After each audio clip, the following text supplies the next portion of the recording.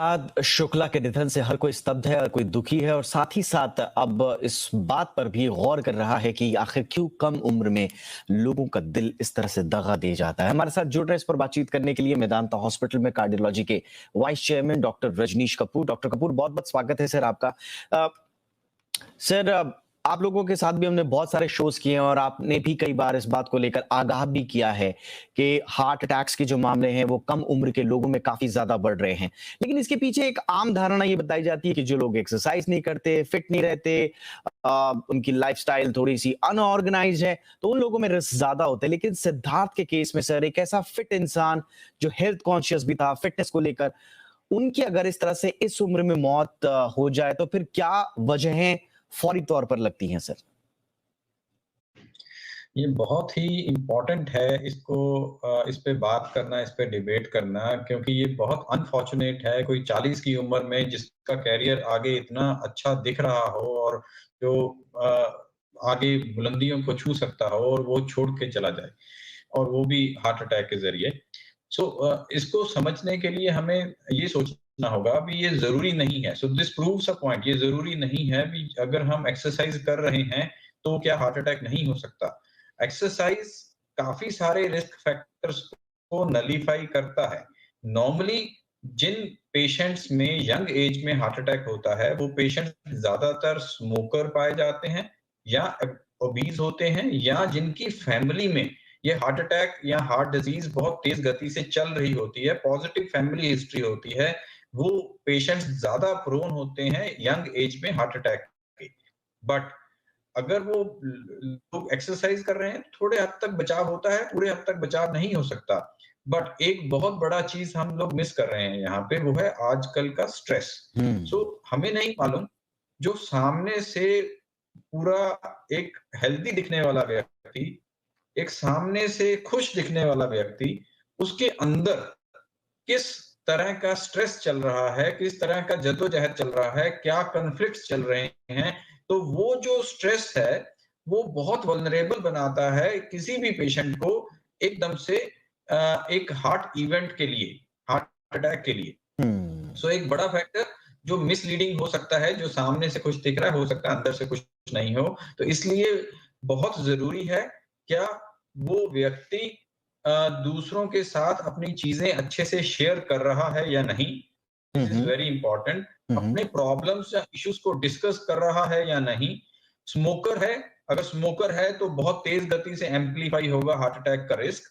अगर family history positive है, उस व्यक्ति का पीछे फादर या अंकल्स या आंट्स को जेनेटिक्स में पीछे उसकी फैमिली ट्री में किसी को जल्दी एज में हार्ट अटैक हुआ है, तो वो और वल्नरेबल हो जाता है। तो ये सारे दृष्टिकोण को एक कॉम्प्रिहेंसिव वे में देखना जरूरी है, ना कि सिर्फ ये भी सिर्फ एक्सरसाइज कर रहे हैं, बॉडी फिजिक बहुत अच्छा लग रहा है। इससे तो आपने खुद ही बोला कि बॉडी बॉडी फिजिक अच्छा लग रहा है, तो भी जरूरी नहीं है अभी हम बिल्कुल। हार्ट को बचेंगे कि नहीं। और ये वाकई में ये सिद्धार्थ शुक्ला जाते जाते मुझे लगता है एक बड़ा मैसेज भी देके गए हैं कि सिर्फ बॉडी फिटनेस और बाहर से खुशमिजाज दिखने वाला एक इंसान अंदर से कितना टूटा हुआ है या तनावग्रस्त कितना ज्यादा है, ये सबको सोचने की आवश्यकता है सर। लेकिन कहा यह भी जा रहा है, एक एंगल इसमें यह भी निकल कर आ रहा है कि सिद्धार्थ कोई पिल्स ले रहे थे, कोई दवाइयां ले रहे थे और जब कल रात वो सोए तो किसी दवाई को लेकर वो सोए थे। अभी उसका खुलासा नहीं हुआ है। लेकिन क्या ऐसा हो सकता है सर कि हम कोई दवा ले रहे हैं, उसके भी साइड इफेक्ट की वजह से, उसके लॉन्ग लॉन्ग टर्म इफेक्ट की वजह से हमारे हार्ट पर स्ट्रेस पड़ रहा हो या फिर उसके प्रतिकूल असर दिखाई दें? बिल्कुल।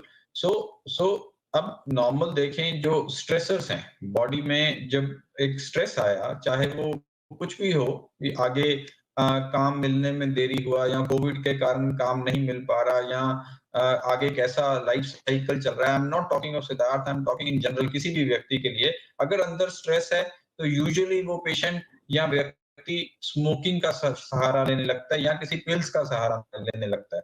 तो ये एडिक्टिव पोटेंशियल्स हैं किसी भी चीज के, चाहे वो पिल्स है या स्मोकिंग है, ये बहुत खराब है। ये किसी ना किसी रूप में इंसान को हार्ट अटैक की तरफ या दूसरी बीमारियों की तरफ डेफिनेटली पुश करते हैं। तो इसका सेवन तो किसी भी हालत में हम हेल्दी नहीं मान सकते हैं। तो निकल के क्या चीज सामने आया, अपना आपका अंदर से मेंटल हेल्थ कैसा है, this is very very important. दूसरा, अगर आप रिस्क फैक्टर्स रखते हैं हार्ट डिजीज के, जिसमें स्मोकिंग, एडिक्टिव पिल्स का होना या फैमिली हिस्ट्री पॉजिटिव होना, मैं बार बार बोल रहा हूं, तो अपने आप को 30 साल की उम्र के बाद एनुअली एक बार अच्छे से सारे टेस्ट आपको चेकअप कराना चाहिए हार्ट हेल्थ के लिए, जिसमें आपका कोलेस्ट्रॉल, शुगर्स और एक ट्रेडमिल टेस्ट हम लोग करते हैं, स्ट्रेस टेस्ट बोलते हैं जिसको, जिससे हमें ये पता चलता रहे क्या अंदर से हम वो व्यक्ति ज्यादा वल्नरेबल तो नहीं है हार्ट डिजीज के लिए। सो सिर्फ बाहरी जो व्यक्तित्व दिख रहा है, जो फिजिक दिख रहा है, उस पे नहीं जाना है, हमें इंटरनली उसको एनालाइज करना चाहिए। एडिक्टिव पोटेंशियल्स, चाहे वो स्मोकिंग है या पिल्स हैं, वो बहुत खराब हैं किसी भी सूरत में, और उनको हम एंडोर्स नहीं कर सकते हैं। स्ट्रेसर्स को कम करने के लिए अपने दोस्तों से, अपने फैमिली मेंबर से कांस्टेंट बातचीत करते रहना चाहिए। बिल्कुल, ये बहुत इंपॉर्टेंट है। और सर, आपने जो ये रेगुलर एनुअल चेकअप के बारे में बात की, आई एम श्योर कि इसको लेकर काफी जागरूकता लोगों में बढ़ी है, और जिन लोगों के पास एक्सेस है और वो अफोर्ड कर सकते हैं, वो लोग एनुअली चेकअप भी करा रहे हैं। मैं अपने आसपास बहुत सारे बदलाव देख रहा हूं। हम लोग खुद अब कॉन्शियस हो गए हैं कि एनुअल हेल्थ चेकअप कराएं। लेकिन सर, सिद्धार्थ के केस में हम ये मान के ये चल रहे हैं कि सिद्धार्थ जिस इंडस्ट्री से आते हैं या जिस तरह का काम करते हैं और जिस तरह का फिटनेस कॉन्शियस वो थे, आई एम श्योर वो भी एनुअल हेल्थ चेकअप के बारे में अच्छे खासे जागरूक रहे होंगे। तो क्या ये भी पॉसिबिलिटी है सर कि एनुअल हेल्थ चेकअप्स में आपके पैरामीटर्स अगर नॉर्मल आ रहे हैं या बहुत ज्यादा डराने वाले नहीं हैं, उसके बावजूद आपको सडन हार्ट अटैक या कार्डियक अरेस्ट आ सकता है? बिल्कुल, ये पॉसिबिलिटी हम बिल्कुल इग्नोर नहीं कर सकते हैं। ओके। आपके टेस्ट सब ठीक आए, उसके बाद भी आप कुछ हद तक वल्नरेबल हो सकते हैं। मोटे तौर पे ये माना जाता है, अगर टेस्ट बहुत अच्छे हों, आपको शुगर नहीं है, आपके कोलेस्ट्रॉल बहुत अच्छे हैं, आप स्ट्रेस टेस्ट बहुत अच्छा कर जाते हो, तो 90-95% रिस्क फैक्टर से आप दूर हो जाते हो। बट जो लास्ट का 5% बचा है, अब होता क्या है, जब हम हार्ट की धमनियों को लें, हार्ट की जो आर्टरीज हैं, उसमें कुछ ब्लॉकेजेस हमारे 20-25 साल के बाद बनने स्टार्ट हो जाते हैं। चाहे वो ब्लॉकेज 40-50% ही हो, अभी वो ऑब्स्ट्रक्टिव नहीं है, उसने हार्ट के ब्लड फ्लो को कम करना स्टार्ट नहीं किया है। बिकॉज जो टेस्ट हम लोग करते हैं वो हार्ट के ब्लड फ्लो पे निर्धारित होते हैं। अगर ब्लड फ्लो कम होगा तभी टेस्ट एबनॉर्मल या पॉजिटिव आएगा। वो टेस्ट नेगेटिव है, हार्ट में 40-50% का ब्लॉकेज हार्ट की धमनियों में उस टेस्ट को पॉजिटिव या एबनॉर्मल नहीं बनाता है। बट किसी भी स्ट्रेस की वजह से और स्मोकिंग की वजह से वहां पे एक क्लॉट जम सकता है। ब्लड का क्लॉट होने से वो हार्ट अटैक कभी भी आ सकता है, और first heart attack can be lethal, can lead to mortality as we have seen in Siddharth's case. Alright, और एक आखिरी सवाल सर, अब उन लोगों के लिए जो अब थोड़े से कॉन्शियस भी हो गए हैं, डरे हुए भी हैं, और आई एम श्योर कि वो अब अपनी बॉडी की एक एक हरकत पर कुछ दिनों के लिए कम से कम नजर जरूर डालेंगे, लेकिन क्योंकि इस तरह की दुखद खबरें जब हमारे बीच में आती हैं, अनफॉर्चुनेटली हम तभी उस समय थोड़े से जागरूक होते हैं अपनी हेल्थ को लेकर। आई एम श्योर कि सिद्धार्थ की इस मौत के सबक को बहुत जल्दी आम लोग भुलाएंगे नहीं और अपनी हेल्थ के प्रति कॉन्शियस रहेंगे। लेकिन इस बीच आखिरी सवाल जो मेरा आपसे था, वो कौन कौन से साइंस हैं सर जो ये बताते हैं कि आप संभवतः हार्ट अटैक या कार्डियक अरेस्ट की चपेट में आ सकते हैं? बिल्कुल, दिस इज एक्सट्रीमली इंपॉर्टेंट। पहला स्ट्रॉन्ग मैसेज इससे पहले मैं ये देना चाहूंगा, जैसे आपने बोला कुछ अवेयरनेस बेटर होना स्टार्ट हुआ, बट जो अवेयरनेस बेटर होना शुरू हुआ है वो 45-50 की एज के बियॉन्ड बेटर होना शुरू हुआ है। अभी भी जो लोग यंग हैं, जो एक्सरसाइज करते हैं, वो ये नहीं मानते भी उनको कभी हार्ट अटैक हो सकता है, उनको प्रॉब्लम्स आ सकती हैं, तो वो अभी भी somehow mentally they are not ready to get these annual checkups done. So I think जिनमें रिस्क फैक्टर्स हैं, बात कर चुके हैं, जिनमें रिस्क फैक्टर्स हैं वो जल्दी अपना चेकअप स्टार्ट कराएं 30-35 के बाद ही। Yes, the second question is, now I get to know from media only, भी सिद्धार्थ को भी कुछ अनइजीनेस या डिस्कम्फर्ट लगा था एक रात पहले या अर्ली मॉर्निंग 3-4 बजे के करीब भी, जैसे एसिडिटी के सिम्टम्स हों। So this is important to pick the symptoms while it started, अगर वो पेशेंट जो हार्ट अटैक में जा रहा है, इनिशियल साइंस को पिक नहीं कर पाया और बहुत इम्पोर्टेंट गोल्डन आवर बोलते हैं उसको, इम्पोर्टेंट टाइम उसने मिस कर दिया, then the chances of mortality are much higher.